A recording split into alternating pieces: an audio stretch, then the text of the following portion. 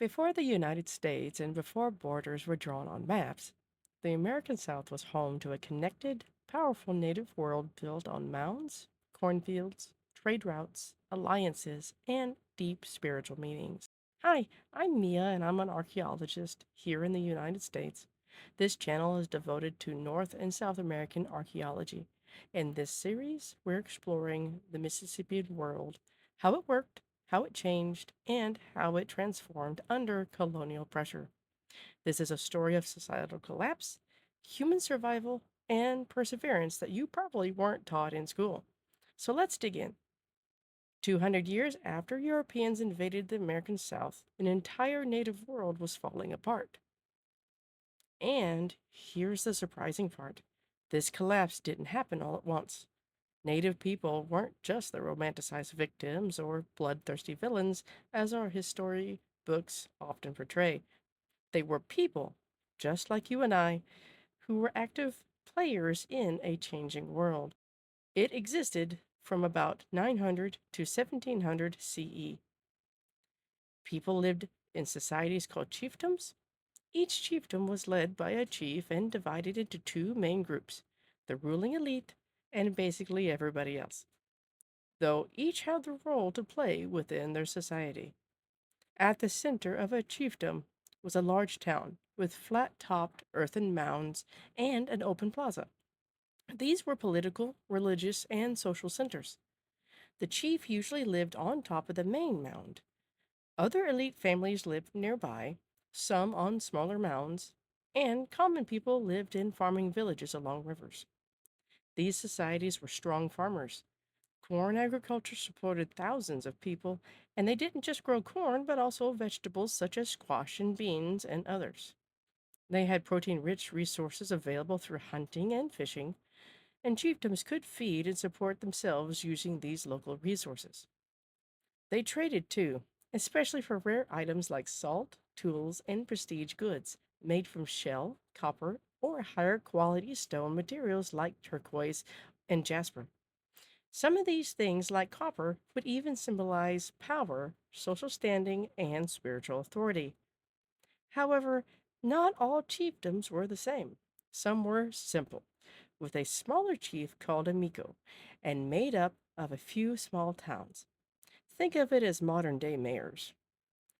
Others were more complex, where one powerful center influenced several others, such as that of Cahokia near modern day St. Louis, Missouri, or Poverty Point in Louisiana. A strong leader could sometimes unite many chiefdoms into a paramount chiefdom. These alliances could stretch hundreds of miles, but they could also be quite fragile.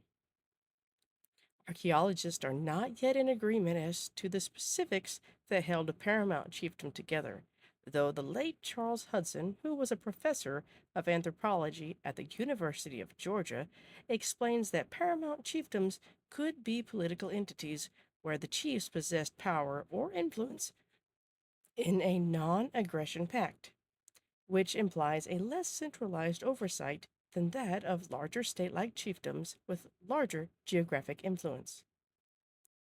Mississippian chiefdoms often rose and fell throughout history. Archaeologists call this cycling. When a chiefdom collapsed, people usually moved, joined other similar or alliance communities, or even formed new communities as remnants of others. This cycling actually helped keep the region stable, at least until Europeans, like De Soto, arrived. Now, when Hernando de Soto marched through the South in the 1540s, he walked into a busy, interconnected native world. His army depended on native food stores to keep from starving. Sometimes they fought, other times, native chiefs, such as the Miko, used the Spanish to gain power over rivals. However, De Soto's journey disrupted old alliances and power balances across the entire region. Then came disease, slave raiding, wars, and forced migration. This long period of chaos is called the Mississippian Shatter Zone, which is a slow breakdown that lasted nearly 2 centuries, from about 1540 to 1730. This collapse did not mean native people disappeared. Many survived. They regrouped, migrated, and formed new nations.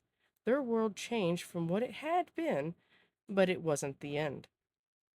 In the next episode, we'll focus on one powerful chiefdom, the Kusa, and ask a big question. Did disease really destroy it? Or did politics, migration, and human choices play a vital role? This is why archaeology is so important. History gets way more interesting when we stop looking at the surface, or only what was written in history books, and begin to dig deeper for more answers. There's always more to the story. If you found this interesting and want more, like and follow so you don't miss out. Remember, human history isn't just about the past, it's about understanding how people adapt and persevere as the world changes. Thanks for watching, and I'll see you in the next episode.